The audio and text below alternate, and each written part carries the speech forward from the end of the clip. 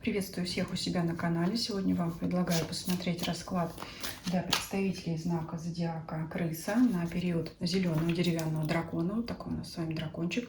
Этот период у нас приходится на время с 10 февраля 2024 года по 28 января 2025 года. И мы посмотрим по 3 сферам жизни, что вас ожидает в данный период. Основной фон месяца, работа, финансы и личная жизнь. При необходимости будем дополнять. Итак, основное. Верховная жрица, тайна, знание, обучение. Но мы сейчас будем смотреть в связке с другими картами, что это может обозначать. Потому что сама по себе она обозначает многое.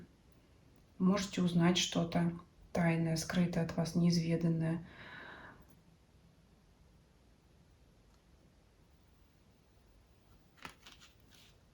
Вспомнилось мне, да? Тайна очага, нарисованного на куске старого холста. Что-то действительно такое. Либо вы будете загадочным человеком для других. Знания какие-то приобретете. Ну, давайте смотреть. Очень такая мистическая, загадочная карта. По работе что здесь? Король мечей.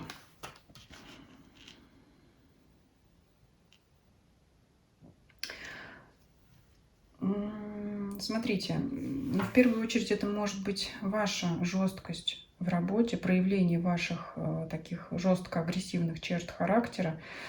Очень, знаете, проиграется, если вы занимаете руководящую должность, это быть очень холодным со своими сотрудниками, это по карте Верховной Жрицы особо не вникать в их дела, не пояснять свои действия. То есть, знаете, как приказы не обсуждаются. Вот здесь такое идет. Что там, как, почему вы приняли такое решение. Либо это ваш начальник, да, почему он дал такое распоряжение, это очень странно, ничего не объяснил, сказал там выполнять.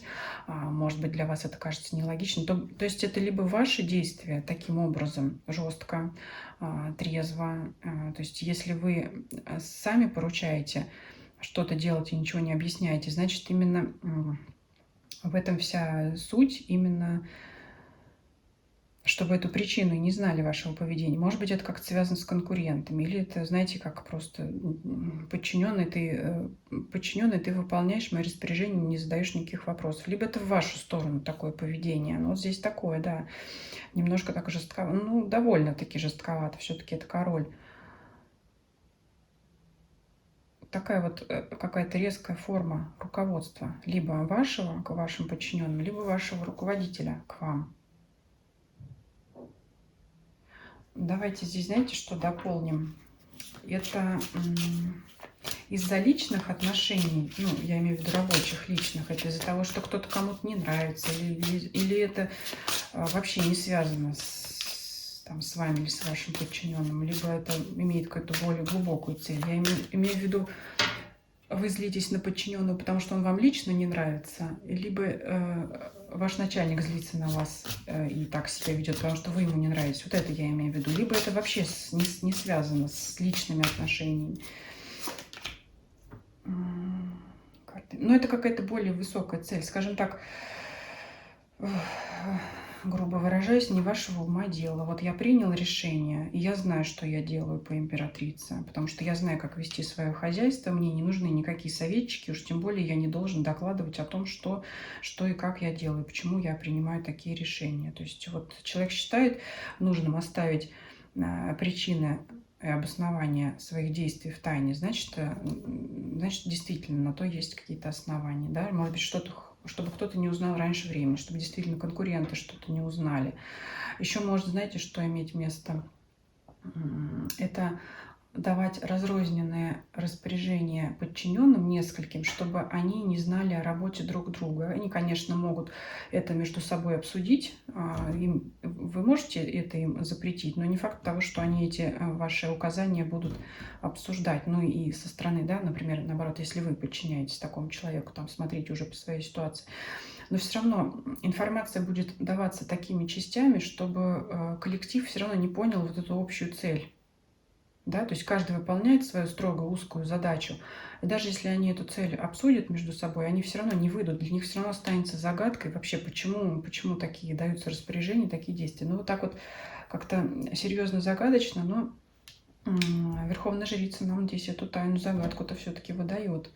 То есть как бы вот этот король мечей, да, вы это, либо ваш начальник, он соберет вот так вот с каждого свою задачу. Один выполнил свое, другой свое, третий свое. В итоге он получит, значит, общую вот эту работу, и цель его будет достигнута. Но почему-то вот он не хочет знать, вы или он, ваш начальник, не хочет знать, чтобы вы изначально знали его задумку. Вот это вот. Потом, может быть, когда цель будет достигнута, тогда, может быть, это все и выйдет на поверхность. Почему так, да? Почему была недоговоренность? Но на этот момент действительно имеет место именно важность вот этой вот сохранения вот этой тайны.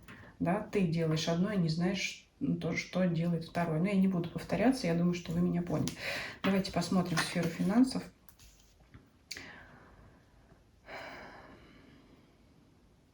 Здесь есть текущий стабильный заработок, например, ваша зарплата, да, то, что вы получаете. То есть здесь стабильный доход, он будет, стабильный доход будет от работы. Но вот если вы ждете премию, вы, как бы сказать, ну, сами еще не уверены в этом результате, да. То есть вот здесь тайна. Если вы ждете повышения дохода, здесь все-таки по карте работы связано с какими-то бонусами, премиями. Вы не уверены, что вам ее заплатят.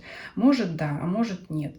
А несмотря на то, что этот начальник строгий, это не означает, что он вас премии лишит. Может, да, заплатит, а может, нет. Смотря, например, от тех результатов, которые добьется фирма, компания, либо вот вы сами, если этим начальником являетесь вы. Вы сами не знаете, получите вы эту прибыль, да, на которую вы по императрице надеетесь, на развитие, на повышение, может быть, статуса вашей организации, вашей компании. Вы еще сами пока не знаете, добьетесь или нет. Но вот считайте, что нужно идти таким методом, чтобы эту премию, чтобы эту прибыль получить. Так что здесь вот стабильный доход вам обеспечен, тот, который на том же уровне, который есть у вас сейчас. Здесь не будет манны небесной. Но вот насчет повышения статуса здесь все зависит от вашей работы, от того, как вы поработаете. Да? Сможете ли вы выполнить план, скажем, или нет. Ну, понятно, премию и платят как раз за выполнение плана или каких-то показателей, но тем не менее, даже если вы выполните показатели, ее платят не всегда. Тоже зависит от руководства. Поэтому здесь вот такое вот. То есть вы сомневаетесь, и, конечно, вы это узнаете, наверное, в конце периода загаданного. Давайте посмотрим вашу личную жизнь. Пятерка кубков. Здесь может иметь место разочарование как раз от того, что вы узнаете о вашем партнере, да, вот какая-то выйдет на поверхность тайна, вам это не понравится. Давайте здесь дополнять. Либо, если новое знакомство, вот вы познакомились с человеком, общаетесь, вроде он вам нравится, и потом узнаете о нем, что что-то вам не нравится. Но здесь, как говорят по пятерке кубков, человек смотрит на 3 опрокинутых кубка и не видит, что есть еще 2. То есть он расстроен и не видит еще за собой какие-то возможности, да, что-то, что может ситуацию исправить, потому что уже сильно расстроен 3. 3 пролитых кубка — это больше, чем 2 наполненных, но тем не менее человек, он как бы за эти новые возможности уже не цепляется, не обращает на них внимания. Давайте еще здесь дополним. Ну да, действительно, что-то может такое вас расстроить, то, что вы о вашем партнере можете узнать.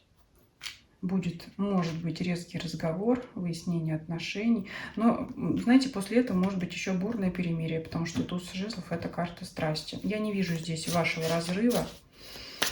Я, кстати сказать, не вижу здесь любовных треугольников. То есть это не та информация, где вы узнаете, да, об измене вашего партнера. Я здесь такого не вижу, здесь нет никаких троек. Это что-то другое касается вот вашего партнера. Ну вот что-то вы узнаете, вас это расстраивает, вам это не нравится. Вы можете как-то даже какой-то период времени по 4 мечей не общаться, потом вдруг резко выясните отношения. И чем раньше вы это сделаете, тем быстрее вы можете помириться. То есть примирение здесь я вижу. Отношения ваши разрыва здесь нет. Вот что самое главное. Но что-то вы можете узнать, что вам не понравится. Вот такой расклад был для вас. Будет интересно узнать ваши комментарии. И также рекомендую вам сравнить данное видео с видео на 24 год по знакам зодиака. Ссылки на них я оставлю в описании канала. У меня уже выходили такие видео, если вы их еще не видели. Всем спасибо за просмотр. Всем до свидания.